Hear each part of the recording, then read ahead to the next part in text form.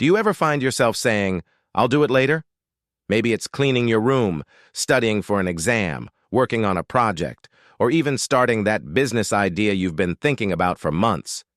You tell yourself you'll do it tomorrow, but tomorrow never seems to come. If that sounds familiar, don't worry. You're not alone. Almost everyone struggles with procrastination at some point in their lives. It's that tricky habit of delaying things we know we should do. It makes us feel stuck, stressed, and sometimes even guilty. But the good news is, procrastination isn't a life sentence. You can overcome it. And once you do, your productivity, confidence, and happiness will skyrocket. So let's dive in and learn how to overcome procrastination in life, step by step. First, let's understand what procrastination really is. Procrastination happens when we choose to avoid something important, even when we know it will cause problems later. It's not just about being lazy. It's often about fear, perfectionism, or even feeling overwhelmed. You see, when something feels too big or too hard, our brain tries to protect us by saying, "Let's do it later."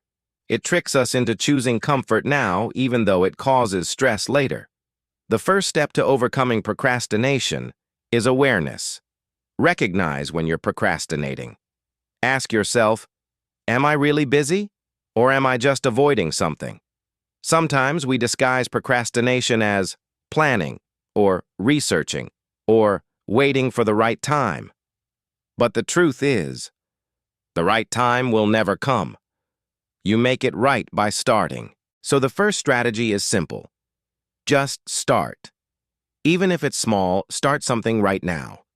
If you need to write an essay, just open the document and type the first sentence. If you need to clean, just pick up one thing. If you're trying to exercise, start with 5 minutes. Once you start, momentum builds. The hardest part is getting started, not finishing. The second strategy, break big tasks into small steps. One reason we procrastinate is that we look at the entire task and think, wow, that's too much. It feels like climbing a mountain. But if you take one small step at a time, it becomes easier. Instead of saying, I have to clean the whole house, start with, I'll clean my desk. Instead of, I need to write a 10-page report, start with, I'll write 1 paragraph. Small progress is still progress. Third, use the 2-minute rule. If something takes less than 2 minutes, do it immediately. Reply to that message. Wash that dish. Organize that folder. Small wins create momentum, and momentum destroys procrastination. The next strategy is to create a clear plan. Procrastination loves confusion. When you don't know exactly what to do, your brain finds excuses to delay. So write down your goals, make a list of tasks, set a deadline, even a self-imposed one. When you have clarity, action becomes easier. And don't just plan, schedule. Put tasks on your calendar, not just your to-do list. When something has a time slot, it feels real. The next key is to remove distractions. Our world is full of things that steal our attention. Phones, social media, notifications, even noise. Before you start your task, remove distractions. Put your phone on silent or airplane mode. Close unnecessary tabs. Find a quiet spot where you can focus. You can even use apps that block distracting websites while you work. Remember, focus is your superpower. Every time you focus, you're training your brain to win. Here's another powerful tip. Set a timer and work in short bursts. This is called the Pomodoro technique. You work for 25 minutes, then rest for 5. During those 25 minutes, focus only on one thing. When the timer rings, you take a short break. This helps your brain stay fresh and prevents burnout. Now let's talk about something important, motivation. We often wait for motivation to start. But motivation doesn't come first. Action does. When you start doing something, your brain releases dopamine, the feel-good chemical. That's what creates motivation. So don't wait to feel ready. Start, and the motivation will follow. Next, understand your why. Why do you want to do that task? Why is it important? When you connect your task to a purpose, it becomes meaningful. If you're studying, remember that it's for your future. If you're working, remember it's to build the life you want. If you're exercising, remember it's for your health and confidence.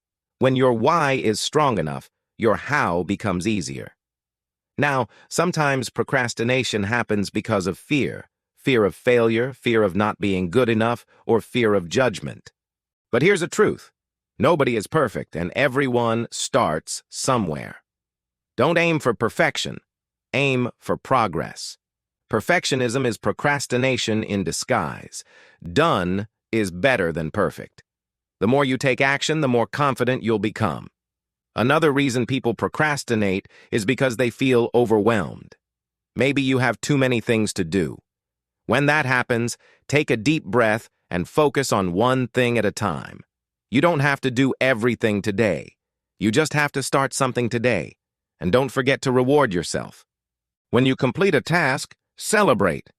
Watch your favorite show, eat your favorite snack, or just take a few minutes to relax. Rewards train your brain to associate action with pleasure, making it easier to keep going next time. Another important tip: surround yourself with doers. Your environment shapes your habits. If you're around people who procrastinate, you'll likely do the same. But if you surround yourself with motivated, goal-driven people, their energy will inspire you. Find an accountability partner, someone who checks on your progress. It could be a friend, a mentor, or even a family member. When someone's expecting results from you, you're more likely to follow through. Let's talk about your mindset, too. Stop saying, "I have to do this." Instead, say, "I get to do this." This simple change turns pressure into gratitude. You don't have to study, you get to learn. You don't have to work, you get to grow. You don't have to exercise, you get to take care of your body. This mindset shift helps you see tasks as opportunities, not burdens. Another trick is to visualize the result. Imagine how great it will feel when the task is done. Imagine the relief, the pride, and the freedom. Visualization can turn dread into excitement. If you ever feel stuck, remind yourself, start small, but start now. Don't wait for the perfect time, mood, or opportunity. Action creates opportunity. And remember, consistency beats intensity. It is not about working super hard once. It is about showing up a little every day. Even 10 minutes a day adds up over time.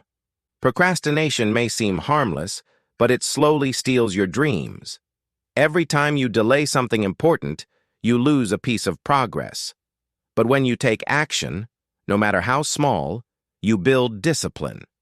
And discipline builds success.